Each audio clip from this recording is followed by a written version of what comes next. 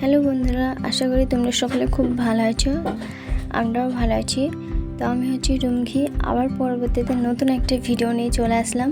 Rumki official ও চ্যালেঞ্জে আসার জন্য অনেক অনেক ধন্যবাদ। তো চলো আজকের ভিডিওটা শুরু করি। তো আজকে এই যে সকালে উঠে কিন্তু প্রথমে মাছ নিয়ে নিয়েছিলাম আজকে। তো সেই মাছটা কিন্তু এখন আমি বেছে নিচ্ছি ভালো করে। আঁশটা প্রথমে ভালোভাবে ছাড়িয়ে নিচ্ছি, তারপর মাছটা কিন্তু কেটে ভালোভাবে ধুয়ে নেব। মাছ সেরকমভাবে আমি বাছতে পারিনি, তো যাই হোক তার জন্য কিন্তু আমার এতটা টাইম লাগছে একটা মাছ বাছতে গিয়ে, মানে আস্তে আস্তে বাছছি যত। আর এই মাছটা কী বলতো, ভীষণ কাটা। এটা হচ্ছে কি ইলিশ, কাটা ইলিশ। এটা কাটা ইলিশ মাছই বলছে, কিন্তু আমি জানিনি আসলে কাটা ইলিশ মাছ নাকি মাছ। যাই হোক, তো এটা ভীষণ কাটা এই মাছটা। তো আস্তে আস্তে বাছছি তার জন্য, মানে কাটা ভুকে যাচ্ছে হাতে। এই যে তার জন্য কিন্তু আস্তে আস্তে মাছটা বেছে নিচ্ছি। তো মাছটা প্রথমে ভালোভাবে কেটে ধুয়ে নেবো, তারপরে কিন্তু বাকি আরও কাজ আছে, সেই কাজগুলো কিন্তু কমপ্লিট করে নেবো। তো এখন কিন্তু রান্না করব, রান্না করার টাইম হয়ে গেছে। তো যেহেতু এবারে মিস্ত্রি কাজ করছে, তার জন্য কিন্তু একটার মধ্যে আমাকে রান্না বান্না কমপ্লিট সব কিছু কিন্তু করে নিতে হবে।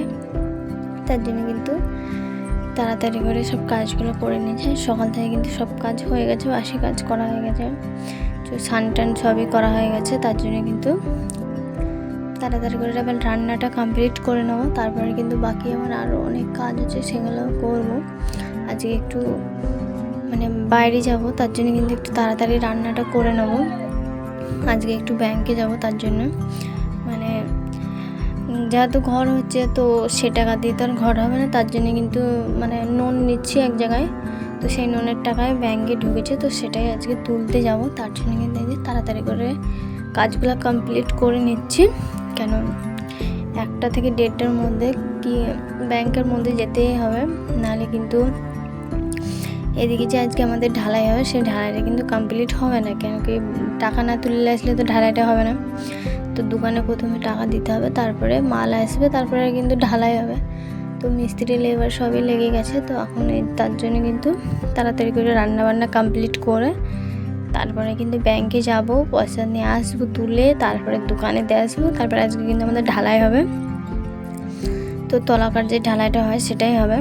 আর যেহেতু পিলার দিচ্ছি, পিলার এখন কমপ্লিট হয়নি, পিলারটা পরে কমপ্লিট করবে। এখন তলাকার ঢালাইটা হবে তারপর। তো যাই হোক, ঘরের ব্যাপারে সেরকম কিছু তো জানিনি। তো যাই হোক, যতটুকু জানি ততটুকুই তোমাদের সাথে শেয়ার করলাম।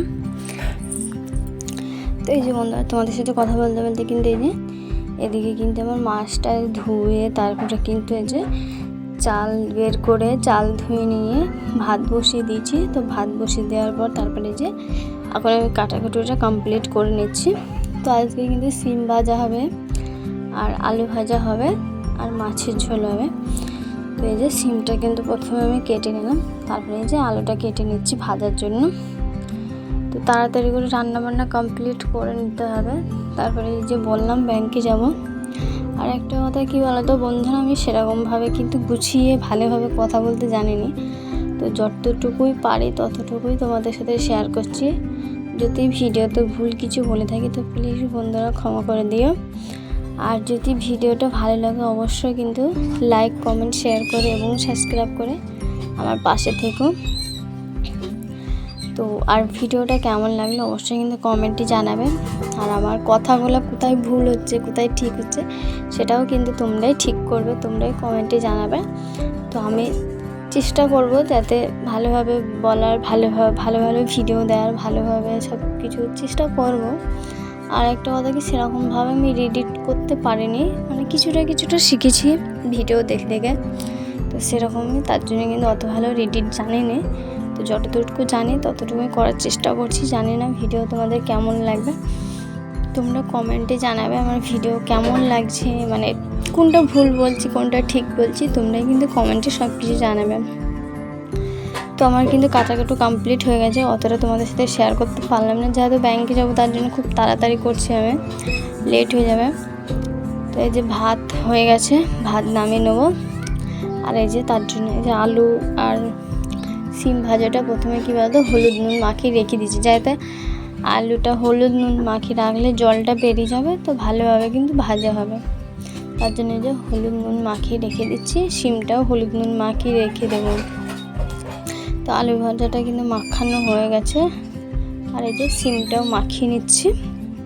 তো তারপরে যে ভাতের ফ্যান গরম ভাত হয়ে গেছে, তার জন্য কিন্তু একটা তাড়াহুড়ো করছি আমি। তো তারপরে যে আমি ভাবলাম যখন মাখিয়ে নিচ্ছি তো মাছটাও একবারে হলুদ নুন মাখিয়ে রেখে দিই, তার জন্য যে মাছটাও হলুদ নুন মাখিয়ে রেখে দিচ্ছি। তো ভাত হয়ে গেছে, প্রথমে কিন্তু মাছটা রান্না করবো, তারপরে কিন্তু ভাজাভুজিটা করবো। তো এই যে মাছে কিন্তু হলুদ নুন মাখানো হয়ে গেছে। এই যে ভাতের ঢাকাটা মানে ভাতের মধ্যে না ফুটে গেছে, তো জলটা পড়ছিল, তো ভাতের ঢাকাটা খুলেছে, একদম এত জোরে লেগেছে পায়ে এসে। তো যাই হোক ভাত হয়ে গেছে, এখন আমি ভাতে ফ্যান করে নিয়েছি। তো ভাতে ফ্যান করানো কিন্তু কমপ্লিট হয়ে গেছে। তারপরে এই যে মাছটা ভেজে নিচ্ছি। এখন কিন্তু আদা রসুন বাটা হয়নি, তো এই যে মাছটা ভেজে নেবো এক সাইডে, আর একদিকে কিন্তু আদা রসুনটা বেটে নেবো। তো এই যেমন মাছটা ভালোভাবে ভেজে নিচ্ছি। তো মাছ ভাজাটা হয়ে যাবে, তো তারপরে এই যে আদা রসুনটা বাটা কমপ্লিট হয়ে গেছে, এক সাইডে আদা রসুনটা বেটে নিয়েছি, এদিকে মাছটাও ভেজে নিচ্ছি। তো এর কিন্তু এক সাইডে মাছ, তো প্রথমে একবার ভেজে নিলাম, তো এরপরে মাছগুলো আমি কিন্তু আস্তে আস্তে সব ভেজে নেবো। তারপরে কিন্তু তরকারিটা রান্না করে নেবো। তারপরে এই যে ছেলে মেয়েকে চান করাবো, খাওয়াবো, এখন অনেকই কাজ আছে, এখন কিছুই হয়নি। তো এই যে মাছ ভাজাটা কিন্তু কমপ্লিট হয়ে যায়, বাকি যে মাছগুলো ছিল সেগুলো কিন্তু সব আমি ভেজে নিয়েছি। তারপরে এই যে পেঁয়াজ দিয়ে দিচ্ছি, পেঁয়াজ দিয়ে ভালোভাবে নেড়ে নেবো।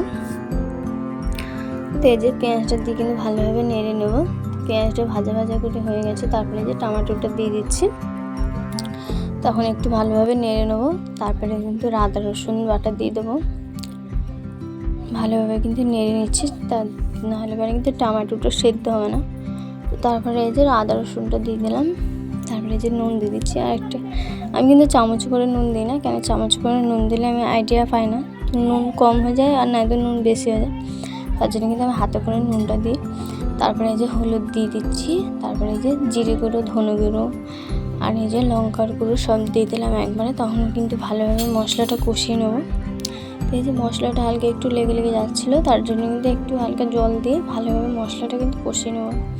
তো এই যে মশলাটা কিন্তু ভালোভাবে কষিয়ে নিচ্ছে। তো মশলাটা কিন্তু ভালোভাবে কষানো হয়ে গেছে, আর একটু জল দিয়ে ভালোভাবে কষিয়ে নেবো।